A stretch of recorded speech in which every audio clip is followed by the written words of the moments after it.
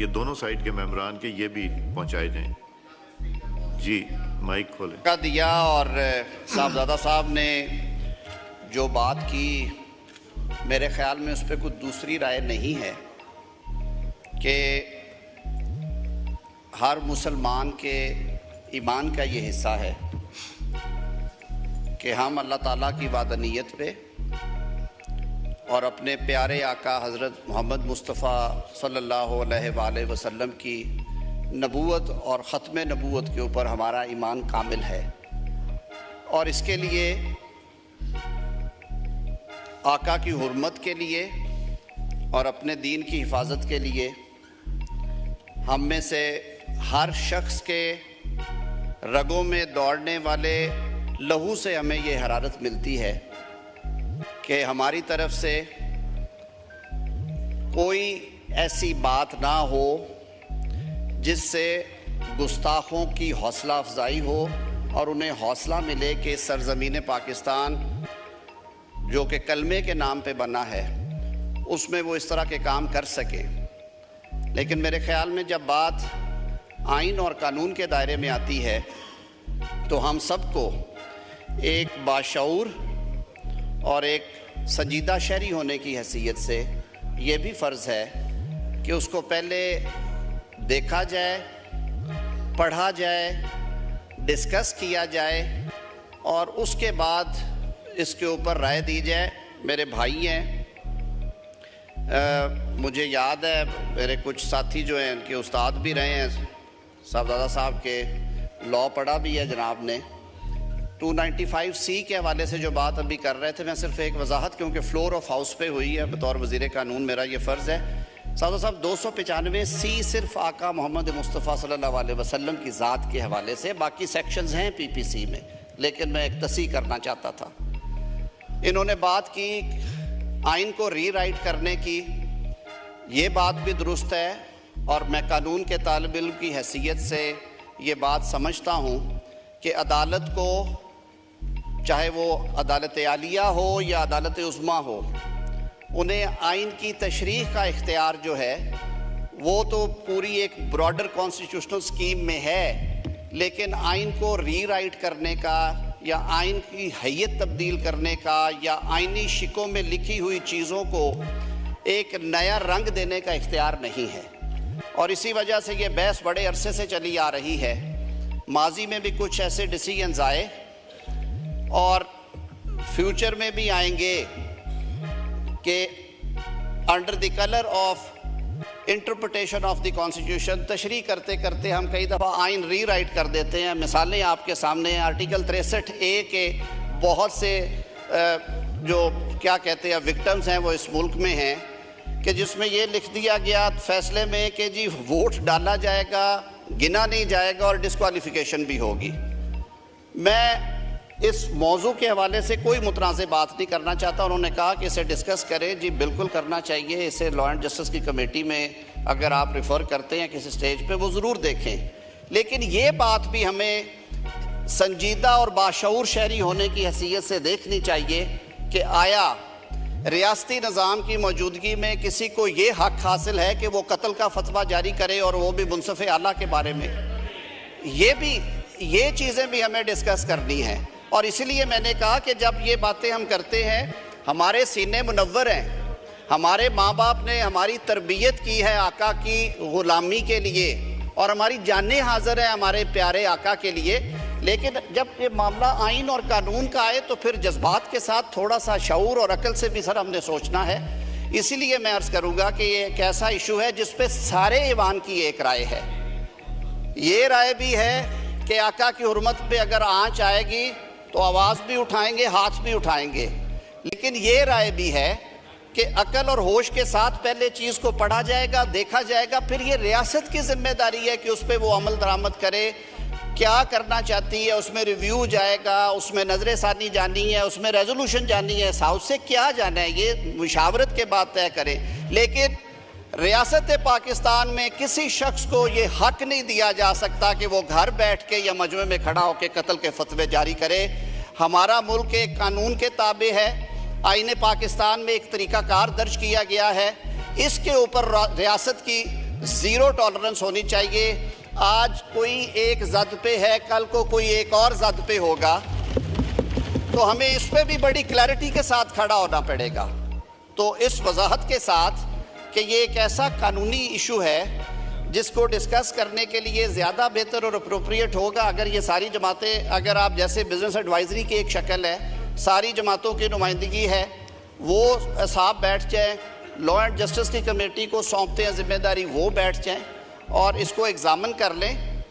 कई दफ़ा पहली रीडिंग में जब हम चीज़ें पढ़ते हैं, मेरे बड़े सीनियर लॉयर्स उस्ताद भी बैठे हुए हैं यहाँ पे, सारी उम्र इसी काम में गुजारी, कई दफ़ा फर्स्ट रीडिंग में आप वो मीनिंग्स नहीं ले पा रहे होते।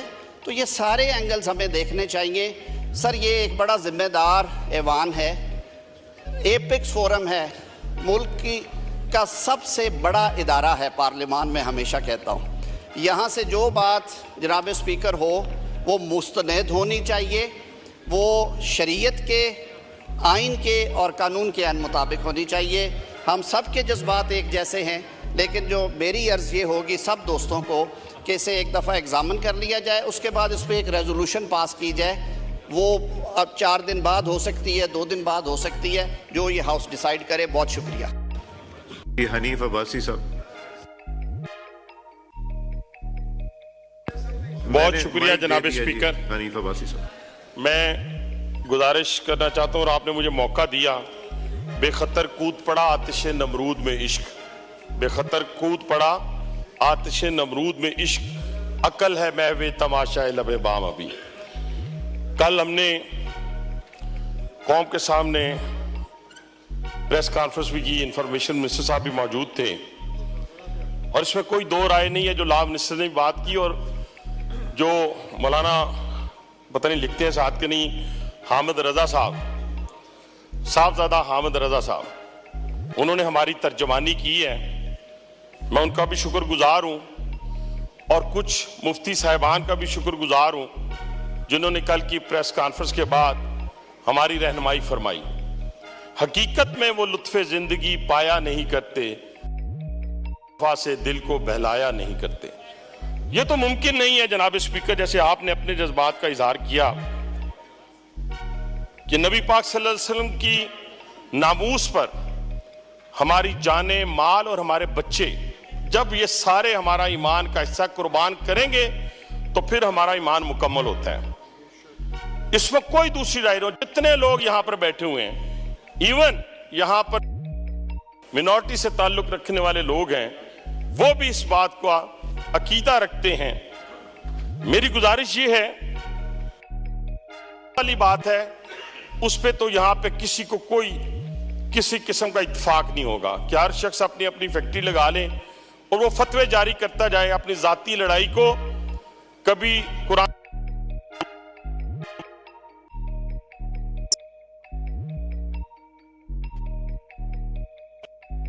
या फैक्ट्री के अंदर जला दिया जाए, ऐसे वाकयात की तो ना इस्लाम इजाजत देता है, ना हमारा आइन इजाजत देता है, ना कानून इजाजत देता है।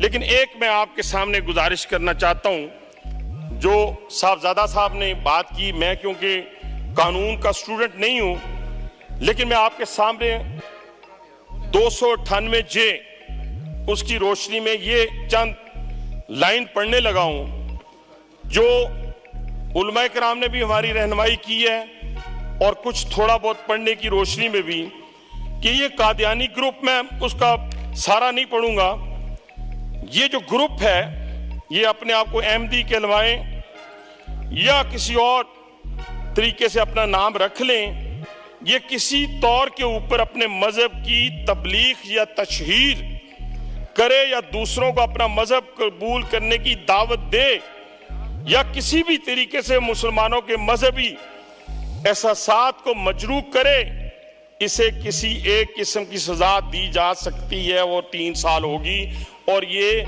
जाहिरन भी नहीं कर सकते जो इसमें लिखा है, और ये छुप के भी नहीं कर सकते। अब हुआ क्या है? हुआ ये है कि फैसले के अंदर जो 42 नंबर पैरा है उसके अंदर आखिर में जाकर यह कहा गया है, ताहम अपने घरों, इबादत गाहों और अपनी निजी मखसूस इदारों के अंदर उन्हें कानून के तहत मुकर्रर करदा कहां पे कानून? कानून तो कहता है कि ना जाहिरन ना छुपे हुए, यानी इसका मतलब यह है कि वो एक अपनी इबादतगाह बनाएं सैटेलाइट टाउन रावलपिंडी के अंदर, उसके अंदर मुसलमानों को बुलाएं और उनको मुर्तद करें। इसका यह मतलब है। इस चीज की कतई इजाजत जनाब स्पीकर नहीं दी जा सकती। और मैं उलमा कराम को भी और खास तौर पे मुफ्ती आजम को भी, कि आप पाकिस्तान की तारीख भरी पड़ी है पार्टीशन से पहले भी और बाद में भी, कि जिन्होंने 77 की मूवमेंट हो या गाजी अलमदीन शहीद का नाम हो या आमिर शहीद चीमे का नाम हो, ये सारे नौजवान थे, ये अपने नबी की हुर्मत पे कट मरे। लेकिन आप आज हमें होश के नाखून भी लेने हैं, जैसे ला मिनिस्टर साहब ने कहा, फौरी तौर के ऊपर कोई काम इससे ज्यादा अजीज नहीं है। पार्लिमानी कमेटी बने और उलमाए कराम को बुलाएं, मुफ्ती आजम को बुलाएं, बाकी तमाम जितने भी हमारे अकायद के लोग हैं सबको फौरी तौर पे हुकूमत पाकिस्तान जिसकी जिम्मेदारी है वो इकट्ठा करे। उसके बाद जिस कंसेंसस पे आप पहुंचे, उसके बाद ये हम अपने मुअज़्ज़ज़ जो जज साहिबान हैं उनके सामने लेके जाएं। इसको रिव्यू में लेके जाना है, इसको क्यों कौन सा तरीका इख्तियार करना है ये लॉ का स्टूडेंट भी जानता है, जज भी जानते हैं, सारे जानते हैं। लेकिन इसको ना अंडर द कारपेट किया जा सकता है जनाब स्पीकर जी, ना ही छोटी मोटी कमेटियों से काम चलेगा। इसका फौरी हल निकालना है ताकि ये इबहम दूर हो सके। इस वक्त लोगों के दिल दुखे हुए हैं। हाँ, मैं फिर बार बार कह रहा हूं, किसी को इजाजत नहीं देनी चाहिए और जो भी फतवे दे उसे कानून जो आपका मौजूद है उसको आईनी हाथों से निपटना चाहिए। बहुत शुक्रिया, बहुत मेहरबानी।